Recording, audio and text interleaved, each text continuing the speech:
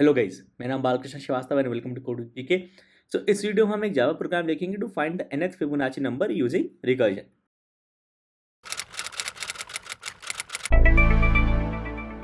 तो शुरू करने से पहले इट इज रिक्वेस्ट कि प्लीज सब्सक्राइब करें मेरे चैनल को, क्योंकि मेरा चैनल नया है और आपका सपोर्ट, आपका सब्सक्रिप्शन बहुत ज़रूरी है। सो प्लीज़ सब्सक्राइब करें मेरे चैनल को।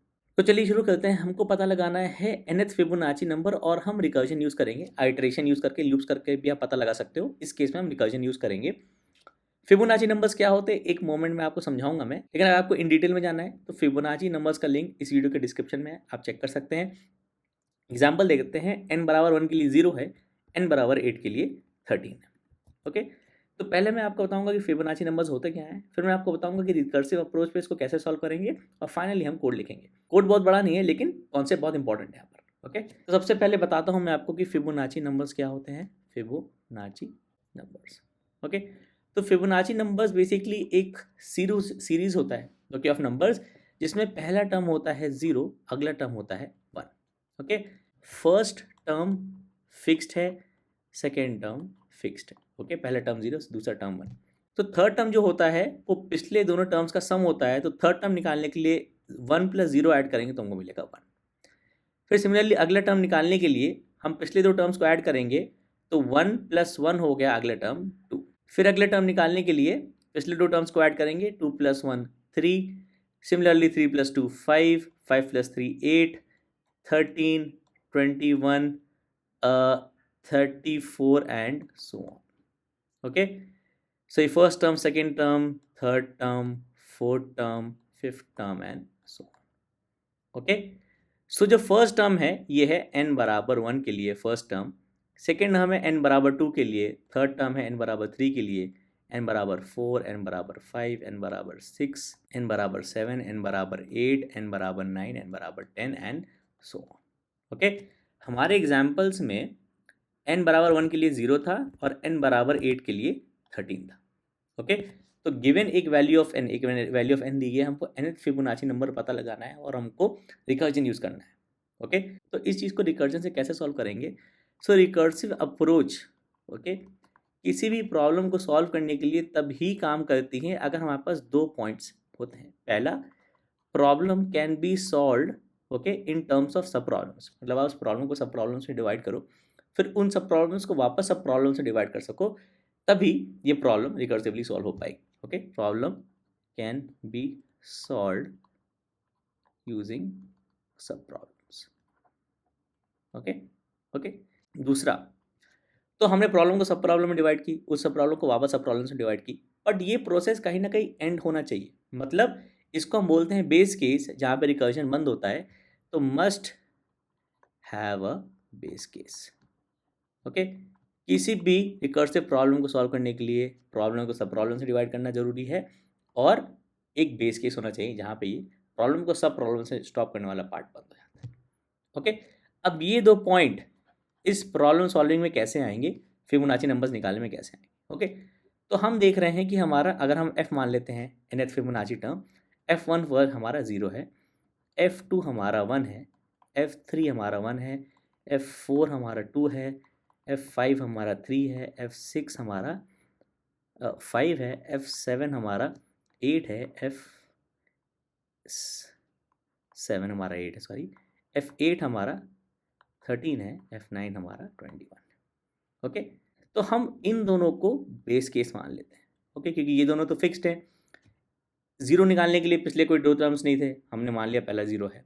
दूसरा टर्म 1 है, इसको निकालने के लिए पिछले दो टर्म्स नहीं थे। थर्ड टर्म ऑनवर्ड्स ही हम पिछले दो टर्म्स का सम निकाल के nth टर्म निकाल लें।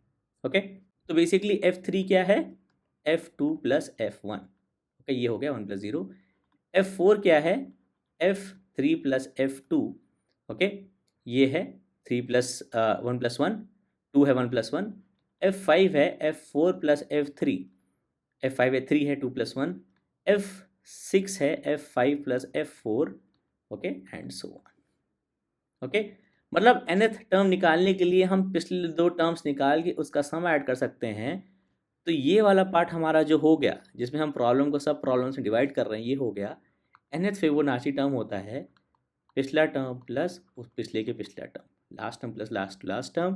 तो ये हो गया आपका सॉल्विंग प्रॉब्लम्स इंटू सब प्रॉब्लम्स, और बेस केस हो गया आपका F1 है 0, F2 है 1। फर्स्ट टर्म है 0, सेकेंड टर्म है 1, क्योंकि जब आप फर्स्ट और सेकेंड टर्म पे आओगे तो आपको फर्दर डिवीजन नहीं करना है, फर्दर इस प्रॉब्लम को फर्दर डिवाइड नहीं करना है, आपको पता है F1 0, F2 1।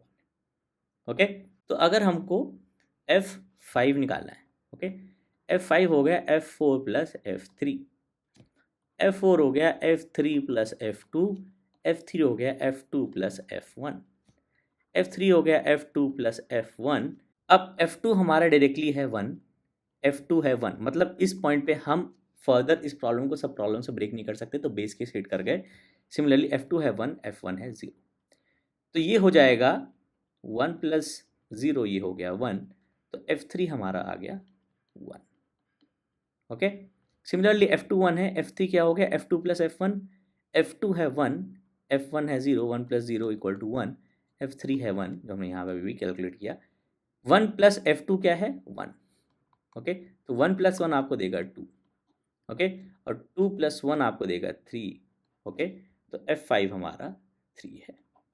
ओके, और यही यूज़ करके हम एक रिकर्सिव कोड लिखते हैं। ओके, तो मैं आपको कोड लिख के बताऊंगा पहले, फिर हम उसको ट्राई रन करके देखेंगे कि एक्चुअली कैसे काम कर रहे हैं। ओके, राइट, इन दो पॉइंट्स को हमको कोड करना है, तो मैं लिखूंगा एक फंक्शन स्टैटिक इंट फिबोनाची, और मैं लेगा एक इंटीजर n। ओके, ये लेगा एक इंटीजर n, रिटर्न करेगा nth फिबोनाची नंबर, तो base case and recursive case. Okay, recursive functions को लिखने का ये तरीका होता है, बेस केस होता है, रिकर्सिव केस। बेस केस क्या है कि अगर n बराबर 1 है, कि हमको पहला फिबोनाची टर्म निकालना है, तो हमको इस प्रॉब्लम को फर्दर सब प्रॉब्लम से ब्रेक नहीं करना है, मतलब वापस फिबोनाची को कॉल नहीं करना है, हम सीधे सीधे बोल देंगे रिटर्न 0। ओके, इफ n बराबर 2 है, अगर सेकेंड टर्म निकालना है, अगेन सेकेंड टर्म को कैलकुलेट करने के लिए F1 F0 कैलकुलेट नहीं करना है, सीधे सीधे रिटर्न 1। ओके, फाइनली जो रिकर्सिव केस हो गया for n greater than equal to 3, okay, ऐसे third term onwards. Okay, third term onwards होता है क्या, return Fibonacci of n-1 plus n-2। Okay, इतना सही कोड है। ओके, एक मेन फंक्शन लिख लेते हैं। Okay, right, so int n is से मे बी 8 के लिए 13 था ना, हाँ, so I say sys out Fibonacci of plus n, okay, 8 term is equal to plus Fibonacci 8। Okay, चला के देख लेते हैं, जावा सी एंड जावा 13। ओके, अब ये कोड चल कैसे रहा है, क्योंकि हमने क्या लिखा कोड, ओके, हमने कोड लिखा f मान लेते हैं फंक्शन के लिए, हम लिखा इंट, ओके, स्टैटिक हटा देते हैं, इंट और f कर लेते हैं, ये लेगा एक इंट n। हमने लिखा इफ n बराबर 1, मतलब पहला टर्न है तो रिटर्न 0। ओके, फिर हमने लिखा इफ n बराबर 2 है, दूसरा term return 1, else, okay, return, okay, Fibonacci of n-1 plus Fibonacci of n-2। Okay, dry run करते हैं इसको n बराबर 5 के लिए। ओके, f ऑफ 5 हमको निकालना है, जो कि हमारा इस कैलकुलेशन से 3 आया था। ओके, अब आते हैं कि कोड रिकर्सिवली कैसे काम करता है। तो आप जब भी एक फंक्शन में फंक्शन कॉल हो रहा है ना, इसको एक डब्बे की तरह सोचो। ओके, फंक्शन हमारा एक डब्बा है, डब्बा है इन द सेंस कि मतलब कुछ वैल्यूज़ ले रहा है, कुछ कुछ कर रहा है अंदर, और वैल्यूज़ रिटर्न कर रहा है, इसको आप एक फंक्शन कॉल मान लो। ठीक है, तो इस फंक्शन f में, ओके, वैल्यूज़ क्या ले रहा है, n, रिटर्न क्या कर रहा है, एक इंटीजर वैल्यू। ओके, इंटीजर ले रहा है, कुछ कुछ कुछ कर रहा है और रिटर्न कर रहा है इंटीजर, इतना ही करता है function. Okay, in very basic simple words. Okay, technically इसको एक फंक्शन का एक्टिवेशन रिकॉर्ड कहते हैं। ठीक है, कि फंक्शन का एक इंस्टेंस बना, ठीक है, उसमें ये वैल्यूज़ गई और राइट अंडर प्रोसेसिंग हुई और वैल्यू रिटर्न हुई। ठीक है, तो जब f ऑफ 5 कॉल होता है, ओके, तो इसमें हमको मिल रहा है n बराबर 5, n5 मिला, n5 मिला, कंडीशन फॉल्स, ना 5 1 के बराबर ना 5 2 के बराबर है, तो आपने रिटर्न किया fn-1 प्लस fn-2। ओके, आप बोल रहे हो इसका रिटर्न वैल्यू जो है वो है f ऑफ n-1, जो कि f of 4 plus f of n-1 which is 3, n-2 which is 3। Okay, तो ये पहला कॉल था। ओके, इस फिबोनाची फंक्शन को with value of n equal to 5। Okay, ये दूसरा कॉल हो गया, तो ये रिकर्सिव कॉल है। तो बेसिकली आपने फिर से कॉल किया फिबोनाची को विथ वैल्यू 4। ओके, मतलब आपने एक फ्रेश डब्बा बनाया, एक फ्रेश फंक्शन इंस्टेंस बना जहाँ n की वैल्यू 4 है, यहाँ पे n की वैल्यू 4 है। तो हर एक फंक्शन का जो इंस्टेंस बनता है ना, उसके पास अपनी सेट ऑफ वैल्यूज होती है। तो ये जब फंक्शन कॉल हो रहा है तो ये n और ये n अलग है, इसको एक ट्रीट मत करिए, तभी आप कंफ्यूज होंगे। इसलिए मैं कह रहा हूँ डब्बा मानो। ओके, इस डब्बे में अपना n गया, दूसरे डब्बे में अपना n गया, फिर से फंक्शन कॉल होगा कहीं भी तो अपना डब्बा लेगा वो। Okay, getting back on point, function फिर से कॉल हुआ with value 4 and equal to 4, तो एक fresh instance of this function call हुआ, नया नया कॉल हुआ फंक्शन। ठीक है, सेम चीज़ होगी इसमें जो फंक्शन में होती है। 4 बराबर 1 फॉल्स है, 4 बराबर 2 फॉल्स है। रिटर्न क्या हो रहा है वैल्यू यहाँ से n-1 which is 3 plus f of n-2 which is. Okay, फिर से एक नया फ्रेश फंक्शन कॉल हुआ। ओके, इसमें f ऑफ 3 कॉल हो रहा है विथ n बराबर 3। ओके, ये एक फ्रेश कॉल था, ये एक फ्रेश कॉल है और ये एक फ्रेश कॉल है। ओके, f3 कॉल हुआ n बराबर 3, फॉल्स फॉल्स। ओके, तो सेम यहाँ से रिटर्न होगा f of 2 plus f of 1। Okay, 3 बराबर 2 1 फॉल्स, 3 बराबर 2 फॉल्स। ओके, राइट, फिर से एक फंक्शन कॉल हुआ f2। ओके, f2 कॉल हुआ विथ n बराबर 2। ओके, फिर से फंक्शन कॉल हुआ विथ n बराबर 2, n बराबर 2 यहाँ ट्रू है तो रिटर्न होगा 1, तो ये रिटर्न करेगा 1। तो जब इस वाले फंक्शन कॉल ने f ऑफ 2 कॉल किया तो इसको मिला 1। अब ये प्लस के बाद दूसरी वैल्यू कैलकुलेट करेगा जो f ऑफ 1 है। f ऑफ 1 मतलब फिर से फिबोनाची फंक्शन कॉल हुआ with n equal to 1। n equal to 1 के लिए ये ट्रू है तो रिटर्न हो गया 0, तो इस फंक्शन कॉल ने रिटर्न किया 0। राइट, तो जब ये फंक्शन कॉल रिटर्न हो गया तो इस फंक्शन का काम हो गया। जब ये फंक्शन कॉल रिटर्न हुआ तो इस फंक्शन का काम हो गया, इसने अपनी वैल्यू रिटर्न कर दी, तो ये डब्बे अब डिसअपियर हो गए। ओके, क्योंकि इनका काम, इनका जो फंक्शन कॉल था वो रिटर्न हो गया। राइट, हम इन फंक्शंस को अब एक्सेस नहीं कर सकते। राइट, इन्होंने अपना काम कर दिया। अब 1 प्लस 0 हमको मिला 1। राइट, तो इस फंक्शन कॉल से रिटर्न वैल्यू जहाँ पर n बराबर 3 था, हमने रिटर्न किया 1। ओके, 1 रिटर्न हुआ कहाँ, यहाँ से, यहाँ पे कॉल हुआ तो यहाँ रिटर्न हुआ 1। राइट, तो ऐड करनी होगी इस पे वैल्यू, फिर से कॉल होगा f विथ वैल्यू n बराबर 2। ओके, फ्रेश फंक्शन कॉल, नया n नया डब्बा। ओके, n बराबर 2 है। ओके, रिटर्न 1, तो सीधे सीधे इसने रिटर्न कर दिया 1। ओके, इसका काम अब हो गया। राइट, ये 1 हो गया, तो 1 प्लस 1 इस f4 ने रिटर्न किया 2। Right, so 2 plus f of 3 call होगा। राइट, विथ n बराबर 3। ओके, f ऑफ 3 रिटर्न कर रहा है 1, तो f ऑफ 3 के लिए ये जो पूरा प्रोसेस हुआ ना, वो इसके लिए भी होगा। ये एक फ्रेश फंक्शन कॉल है जो वापस करेगा return f of 1, f of 2 plus f of 1।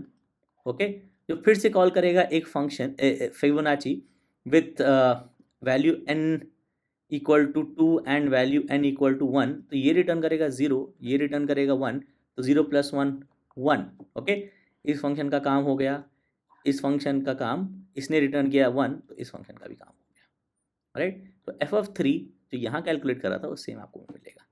तो f ऑफ 4 ने दिया 2, f ऑफ 3 ने दिया 1, तो 2 प्लस 1, तो जो पहला फंक्शन कॉल जो f5 बराबर f5 था उसने रिटर्न किया 3, तो f5 है 3। ओके, तो ये जो फंक्शन कॉल्स हो रहे हैं ये बहुत सिमिलर है इस ट्री के। ओके, तो आप हर एक फंक्शन कॉल को एक सेपरेट फंक्शन कॉल लो, कि मतलब मैंने बोला ना डब्बा है, वैल्यूज़ ले रहा है, कुछ कुछ प्रोसेसिंग कर रहा है, वैल्यूज़ ले रहा है। अब ये हो सकता है कि ये डब्बा दूसरे डब्बे को भी यूज़ करे, उसको एक तरीके से हम रिकर्जन कह सकते हैं। बहुत सारे टेक्निकलिटी में नहीं जा रहा हूँ, मैं चाह रहा हूँ आप कॉन्सेप्ट समझें। ठीक है, आप आगे बढ़ोगे तो आप समझोगे कि एक function instances, multiple function instances कैसे काम करते हैं। राइट, फॉर नाउ अगर आपको रिकर्सिव प्रॉब्लम सॉल्व करना हो तो आप बस ट्रैक करते जाओ कि रिकर्जन कहाँ कहाँ जा रहा है, क्योंकि कहीं ना कहीं बेस होगा।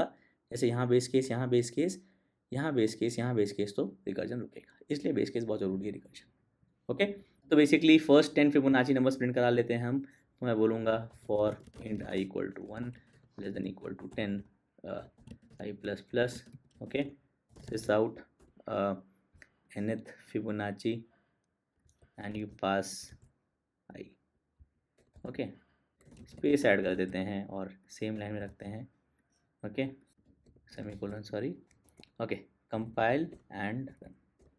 सो 0 1 1 2 3 5 8 13 34 काम करते हैं 20 तक ले लेते हैं, ओके ओके राइट। तो ये था इन्हें फिबोनाची नंबर निकालना रिकर्जन यूज़ करके, लेकिन ये बहुत एफिशिएंट नहीं होता है क्योंकि आप देख रहे हो सेम वैल्यू बार बार कैलकुलेट हो रही है। F3 एक यहाँ कैलकुलेट हुआ, एक यहाँ कैलकुलेट हुआ, F2 एक यहाँ बार कैलकुलेट हुआ, यहाँ कैलकुलेट हुआ, यहाँ कैलकुलेट हुआ, यहाँ कैलकुलेट हुआ, यहाँ कैलकुलेट, ओके। तो आई होप ये वीडियो हेल्पफुल था, आपको अच्छा लगा, आपको समझ में आया। तो कुछ डाउट था, कुछ समझ में नहीं आया तो प्लीज़ कमेंट से मेंशन करिएगा। मैं हमेशा कोशिश करता हूँ सारे कमेंट्स का आंसर करूँ। और आप कमेंट से मुझे हमेशा बता सकते हैं कि आप मुझे कोई क्वेश्चन सॉल्व कराना चाहते हैं, फिर कोई कॉन्सेप्ट डिस्कस करना चाहते हैं। सो प्लीज़ बताइएगा अपने थॉट्स इस वीडियो के बारे में कमेंट्स में। प्लीज़ लाइक करिएगा वीडियो, सब्सक्राइब करिएगा मेरे चैनल को। Thank you for watching.